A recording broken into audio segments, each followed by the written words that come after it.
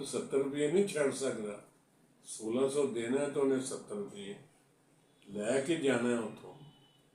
तो कसाई घड़ी मुड़ी गिरदन मोड़ के वे रवे जाता नहीं पिया, ये 70 रुपये छड्डन लई तैयार नहीं है। वो गरीब का बाल किवें छड्डे। तो इस तरह ही है भाजी। बस मैं तो अज भी सवेरे को दोस्तों नाल गल कर रहा सा कि जो सबर और शुक्र है ना, ये अल्लाह ताला ने बंदियां वास्ते पाकिस्तानियां लिए बनाया है कि बस लोग डरते ही नहीं अल्लाह तो। खौफे खुदा नाम की चीज़ भुल ही गए ने, वो मरना भुल गए ने। बस पैसा और पैसा और पैसा, दौलत ही। यार मैं तुहानूं की दस्सां कि वड्डे लोग जिन्हां दियां बादशाहियां हुंदियां ने, वो कदी आप गए ने, कदी आप खरीदते ने,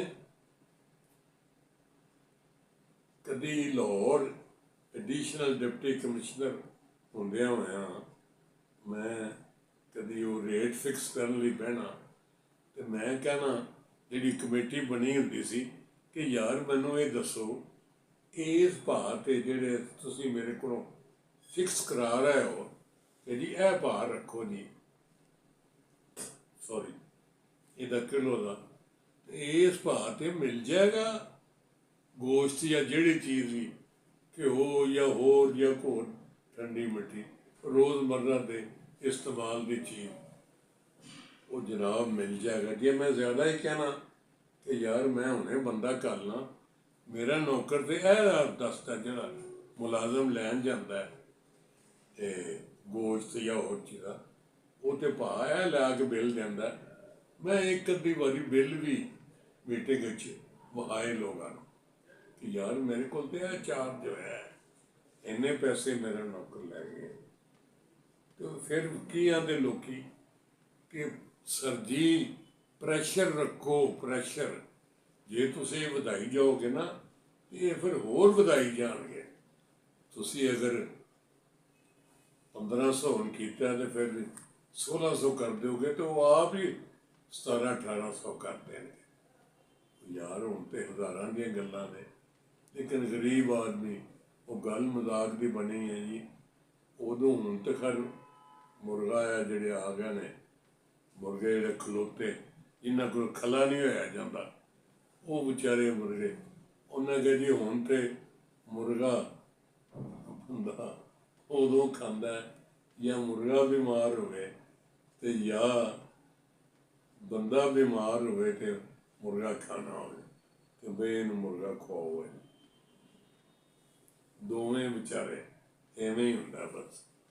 तो कीमतों की गल हो रही सी कि कीमतें जो हैं ये फिक्स ज़रूर होनी चाहिए।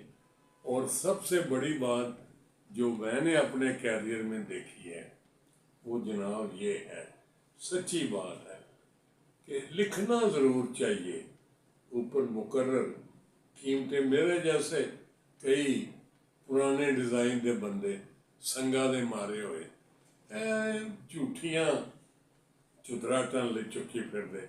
मैं हूँ एडा वड्डा बहु ही हो, तुसीं अगर ज़्यादा पुछ दस करोगे कि यह किन्ने दी है, यह किन्ने दी है, वो यार कल तो 6 रुपये की पा सी ते अज की है।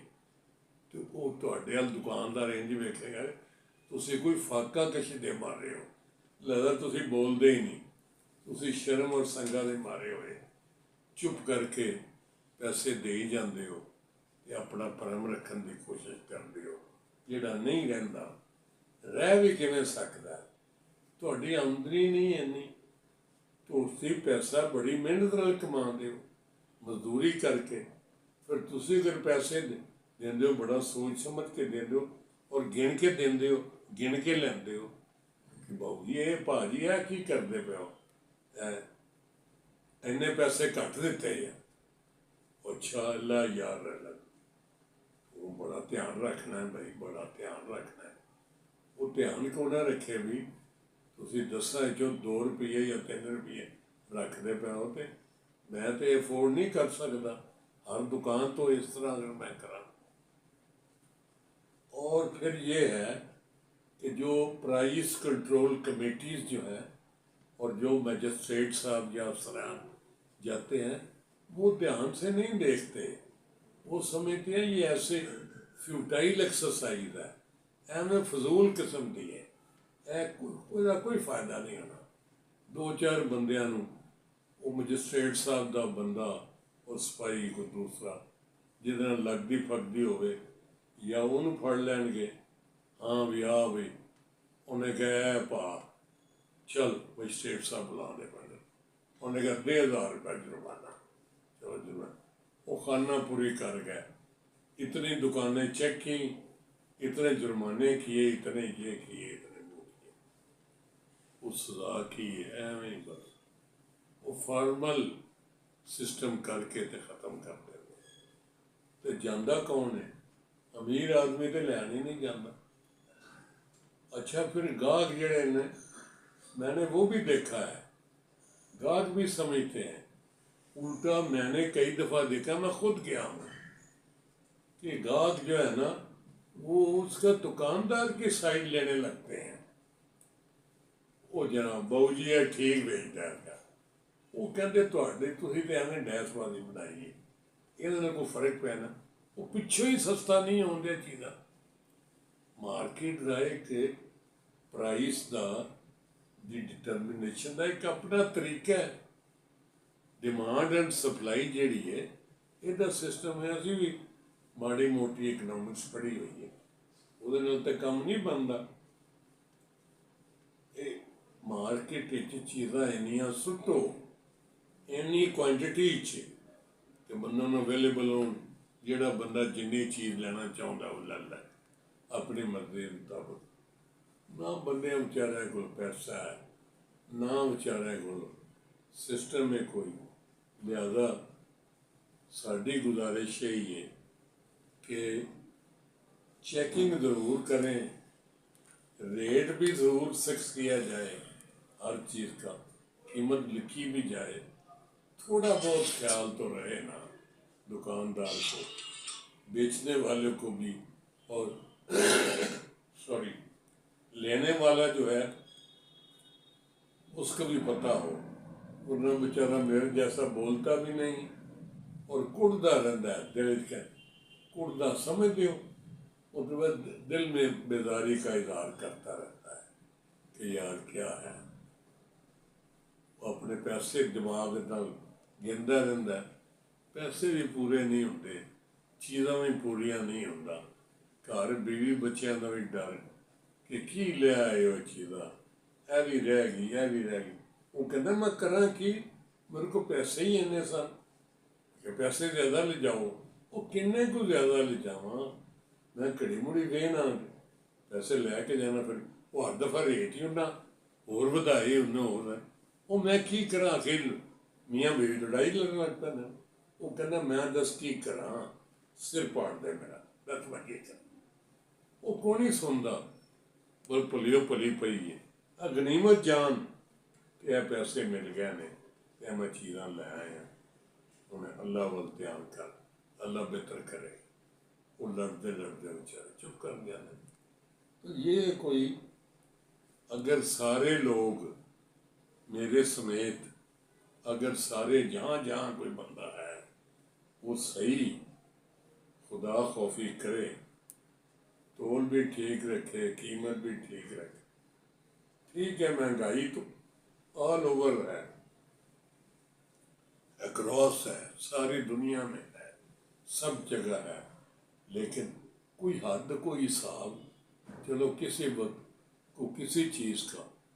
अब कीमतों की बात छिड़ी है तो मैं कल देख रहा था टीवी पर कि दवाइयों की कीमतें बहुत ज़्यादा बढ़ गई हैं, और गवर्नमेंट बड़ी कोशिश करती है, लेकिन वो साथ ही चल रहा था कि ये जो इंटरम गवर्नमेंट बनी थी ना इलेक्शन से पहले, उन्होंने दवाइयों वालों को इख्तियार दे दिया कि तुसी आपे ही बता लो। अल्लाह जाने सच्ची गल की है। This is what was being told to the people on television, के जी ने बना देता। ਹੁਣ ਅਸਲ ਗੱਲ ਨਹੀਂ ਪਤਾ ਲੱਗਾ। ਅੱਛਾ, ਲੇਕਿन ਇਹ ਪਤਾ ਲੱਗਾ ਕਿ 400 ਰੁਪਏ ਦੀ ਚੀਜ਼, 405 ਰੁਪਏ ਦੀ ਚੀਜ਼ 900 ਰੁਪਏ ਦੀ ਹੋ ਗਈ। और लाइफ सेविंग ड्रग्स भी मिल चाहिए। और जनाब कोई दवाई ऐसी नहीं जिदी कीमत ना वधी हो, और कीमत भी डबल डबल। तो जनाब ये तो फिर अल्लाह ही जाने कौन बशर है, इन्हें किस तरह हो गए चीज़। बहरहाल गौरमेंट दियां कोशिशों के बावजूद भी जिहड़ा कंट्रोल नहीं आउंदियां चीज़ां फिर बन जांदियां ने। ਉਹਦਾ ਮਕਸਦ ਲੋਕੀ ਤਾਵਨ ਨਹੀਂ ਕਰਦੇ ਗੌਰਮੈਂਟ ਨਾਲ, ਔਰ ਗੌਰਮੈਂਟ ਬਤੇਰਾ ਆਟਾ ਵੀ ਸਸਤਾ ਕਰਦੀ ਹੈ, ਕਨੈਕਟ ਵੀ ਬੜੀ ਨਜ਼ਰ ਰੱਖਦੀ ਹੈ, ਬੜਾ ਸਿਸਟਮ ਕਰਦੇ ਨੇ ਕਿ ਗਰੀਬ ਦੇ ਖਾਣ ਪੀਣ ਦੀਆਂ ਚੀਜ਼ਾਂ, ਰੋਜ਼ਮर्रा ਦੇ ਇਸਤੇਮਾਲ ਦੀਆਂ ਚੀਜ਼ਾਂ ਇਹ ਜ਼ਰੂਰ ਕੰਟਰੋਲ ਵਿੱਚ ਹੋਣੀਆਂ ਚਾਹੀਦੀਆਂ ਕਿ ਬੰਦੇ ਰੋਟੀ ਦਾ ਸਮਾਨ ਲੈ ਕੇ ਲਿਆ ਕੇ ਤੇ ਰੱਖ ਕੇ ਤੇ ਰੋਣ ਬਹਿ ਜਾਣ, ਇਹ ਵੀ ਤਾਂ ਕੋਈ ਗੱਲ ਨਹੀਂ। ਬਹਰਹਾਲ ਅੱਲਾਹ ਤਾਲਾ ਬਿਹਤਰ ਕਰੇ, ਅੱਲਾਹ ਤਾਂ ਵੱਲਾਹੁ ਖੈਰੁਰ ਰਾਜ਼ਿਕੀਨ। ਉਹ ਤੇ ਚੀਜ਼ਾਂ ਦੇਖੋ, ਇਹ ਤਕਸੀਮ ਸਾਡੀ ਗਲਤ ਹੈ, ਵਰਨਾ ਉਹ ਤੇ ਜਿੰਨੀ ਦੁਨੀਆ ਤੇ ਆਬਾਦੀ ਹੈ ਉਹਨਾਂ ਰਿਜ਼ਕ ਫਰਾਹਮ ਕਰਦਾ ਹੈ। ਔਰ ਸਿਰਫ ਜਿਹੜੇ ਵੱਡੇ ਲੋਕ ਨੇ ਉਹ ਜਮ੍ਹਾਂ ਕਰ ਲੈਂਦੇ ਨੇ ਆਪਣੇ ਕੋਲ, ਹੋਲਡਿੰਗ ਕਰ ਲੈਂਦੇ ਨੇ, ਸਟਾਕ ਰੱਖ ਲੈਂਦੇ ਨੇ। ਜਦੋਂ ਮਾਰਕੀਟ 'ਚ ਚੀਜ਼ਾਂ ਘੱਟ ਹੋ ਜਾਣਗੀਆਂ ਅਸੀਂ ਮਹਿੰਗੀ ਕਰਕੇ ਵੇਚਾਂਗੇ। ਗੌਰਮੈਂਟ ਲੱਗੀ ਹੁੰਦੀ ਹੈ ਇਸ ਕਿਸਮ ਦੇ, ਆਪਣੇ ਕੋਲ ਬੁਲਾ ਕੇ ਰੱਖ ਲੈਂਦੀ ਹੈ ਮੰਗਵਾ ਕੇ ਚੀਜ਼ਾਂ, ਫਿਰ ਉਹ ਮਾਰਕੀਟ ਵਿੱਚ ਸਟਾਕ ਸੁੱਟਦੀ ਰਹਿੰਦੀ ਹੈ ਤਾਂ ਕਿ ਸਿਸਟਮ ਠੀਕ ਰਹੇ। ਬਹਰਹਾਲ ਤੁਸੀਂ ਮੈਂ ਸਾਰੇ ਅੱਲਾ ਤੋਂ ਡਰੀਏ। ਔਰ ਖਾਸ ਕਰ ਇਹ ਜ਼ਰੂਰ ਮੈਂ ਦੱਸਣਾ ਚਾਹਾਂਗਾ ਕਿ ਇਹ ਜਿਹੜੇ ਅਸੀਂ ਮੁਸਲਮਾਨ ਬੜਾ ਆਪਣੇ ਨੂੰ ਮੰਨਦੇ ਹਾਂ, ਬੜੀ ਅੱਲਾ ਔਰ ਅੱਲਾ ਦੇ ਰਸੂਲ ਸੱਲੱਲਾਹੁ अलैहि वसल्लम के अहकामात पे अमल पैरा होंगे। लेकिन तुसीं देखो सारी दुनिया ते जदों भी है ਵੱਡੇ दिन होंगे ने या होर इस तरह के कोई उन्होंने त्यौहार होंगे ने, उन्होंने त्यौहारों ते वो चीज़ां फ्री देने की कोशिश करते हैं। फ्री ना होने ते चीज़ां अद्धी कीमत ते 3/4 ते रायता जरूर देंगे ने चीज़ां। और फिर औरतों के बच्चों के इस्तेमाल दी चीज़ां, गरीबों के मजदूर लोगों दी चीज़ां सस्तियां करते हैं। पता नहीं साढ़े इत्थे क्यों है।